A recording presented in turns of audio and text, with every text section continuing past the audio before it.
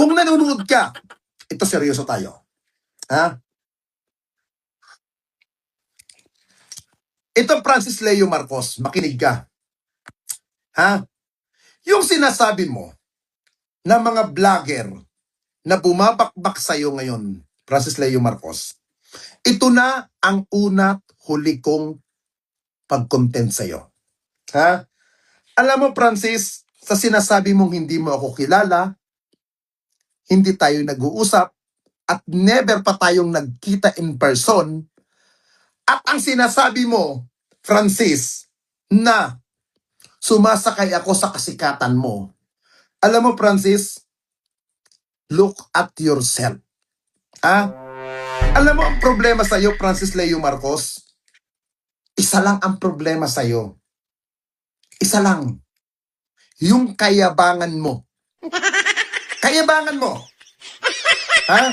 Pag ang tao, hindi mo mapakinabangan, ang tingin mo, kalaban. Kalaban. Alam mo, Francis, ikaw, ang isang katulad mo ang hindi dapat kinakatakutan. Totoo lang. Sino ka ba? Ha? Ano bang ipagmamalaki mo sa buhay mo? Putang ina mo ka. Ha? Isa kang tukmol na kupal na gusto mo parati kang nasa high. Ha?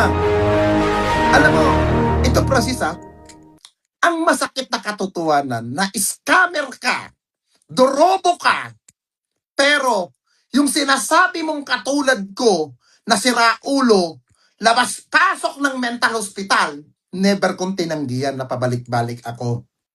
Ha? Pero ikaw, hindi mo matanggap sa sarili mo na naisahan kita. Ha? Yan ang hindi mo matanggap. Alam mo, Francis, pilit ko ginagawa na hindi na kita i-mention. Ha? Dahil kung na-mention man kita nung Monday, yun ay dahil sa daming nagtatanong sa akin, ang daming nagme-message sa akin, at na-message din ako, at na-mention ako sa programa o sa live ng social media vlog ni Makagago. Wala kaming koneksyon ni Makagago in personal. Ha? Hindi kami magkadikit ni Makagago. Ngayon, yung mga taong binalasubas mo na ginamit-gamit mo noon dati, alam mo, Francis, mas bibilib sa iyo ang tao kung ikaw ay marunong magpakumbaba. Yun ang ayusin mo. Yung magpakumbaba ka at aminin mo kung ano man ang mga pagkakamali mo. Ha? Hindi yung ikaw na nga ang tarantado, ikaw na nga yung balasubas, ikaw pa ang nagmamataas, putang ina ka. Ha? Unang-una, akala mo, napakatino mo, ina ka. Magulang mo mismo, pinuputang ina mo.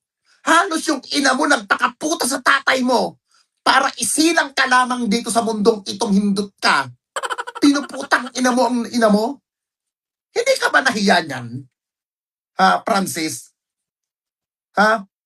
Huwag ako ang kukupalin mo, putang ina mo ka, Francis. Tandaan mo, kakilala mo ako. Ha? Magkakilala tayo, putang ina mo ka. Ha? Ito, pilit itong kinuha, itong lumang cellphone ko. Ito. And then, ito. Pilit ko itong kinuha ang old phone ko na Vivo. Vivo ito, Vivo. At ito ay Oppo. And then, ito Oppo. Makinig kang putang ina mo ka. Ha? Iisa-isahin kitang i-remind. Kagabi, nung nahawakan ko na itong tatlong cellphone na ito, na mga lumang cellphone ko, itong mga old cellphone na ito, makinig kang putang ina mo ka. Itong nahawakan ko na itong old phone ko, inisa-isa kong pinakinggan ang mga naging conversation natin sa phone.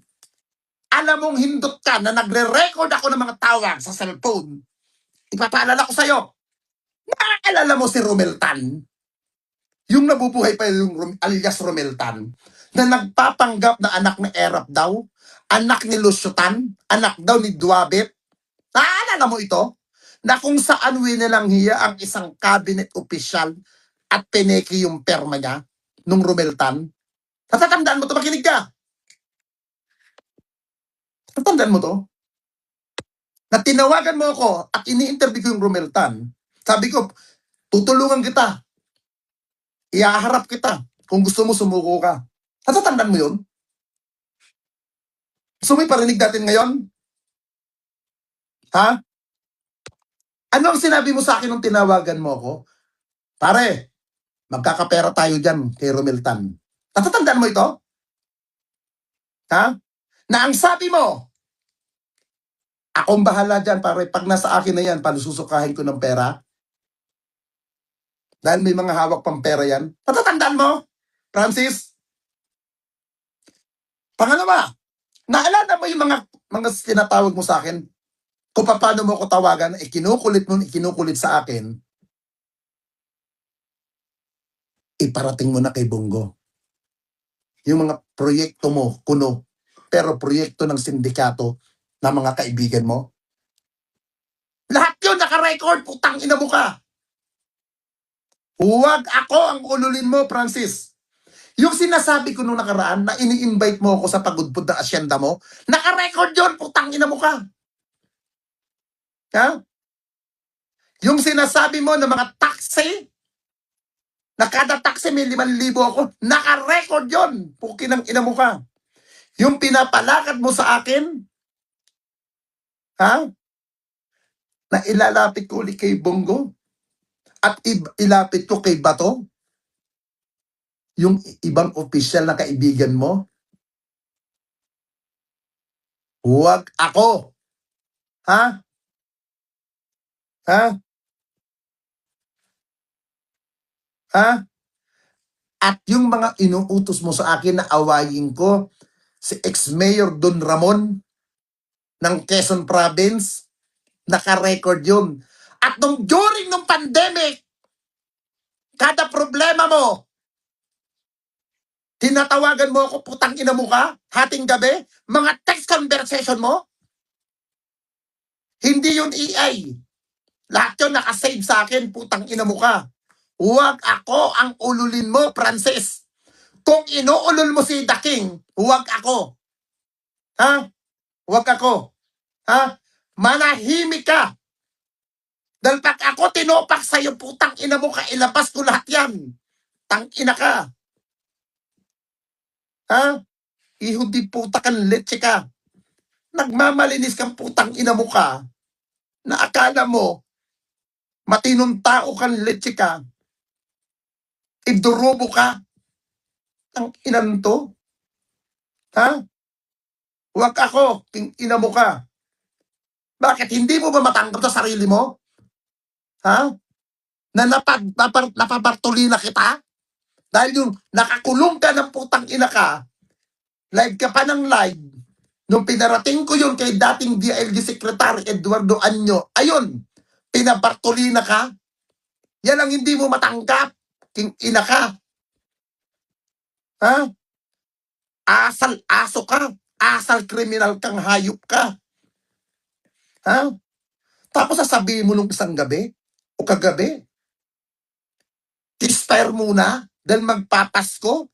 Tang ina ka, wag kang ang plastic. Ha? Pag ang tao, mga napakinabangan mo, ha? Pag napakinabangan mo ang mga tao, kakampi mo. Pero pag yung taong napakinabangan mo tagsalita na laban sa'yo, hindi mo nakilala. Ha?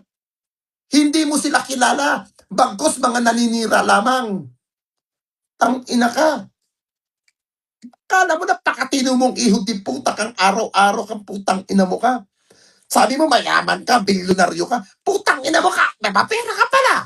Bakit yung pagbumukha mo hanggang ngayon mukhang aso? Putang ina ko, aminado ako, pangit ang mukha ko. Pero may pagmamayabang ko, mas gwapo ako sa'yo kung magpapakalalaki ako. Ha? Mas mukha pa akong gwapo sa'yo, putang ina mo ka. Alam mo, Francis, matuto kang magpakumbaba. Hindi yung putang ina mo ka, akala mo bida-bida ka. O ito'y sinasabi mo. Tawagan si Kote. Puntahan si Kote. Tanungin si Kote kung siya ba ay ikaw ba ay nakapagbayad doon sa 3 manok? Anong sabi mo nung isang araw? Ha? Ha? Anong sabi mo? Ha? Napuntahan, tanungin si Kote dahil kaibigan mo. Yun ang sinabi mo sa live ko nung sa gabi. Pinapanood kita, hindi ako nagko-comment sa'yo. Ang sabi mo, puntahan si Kote, di ba? Dahil kaibigan mo yan. Magkaibigan kayo ni Kote. Di ba? Yun ang pagkakasabi mo. Sandali. Di ba? Ito, putang ina mo, kaibigan mo yung Kote. Si Tony Kote, hindi mo alam. Ha? Pukin ng ina mo. Tatanungin yung tao kung nabayaran mo yung manok na 3 manok na dinambong mo doon. Ito, basahin mo to. Oh, November 14, ay November 10, 2024. Oh, ayan. Basahin mo, putang ina mo ka. Oh, patay na si Kote, gago. Ano itatanong pa kay Kote? Oh, namatay si Kote November 14, 2024. Ayan oh, patay na si Kote. Ang nag-post mismo yung anak ko. Anak ni Kote yan. O ano tatanong dyan? Pukin ng ina mo ka. Gago. Kaibigan mo pero hindi mo alam patay na? Tarantado. Ihuti puta ka. Ganyang kakabalasubas. Ang inang to. Ha? Alam mo, Francis,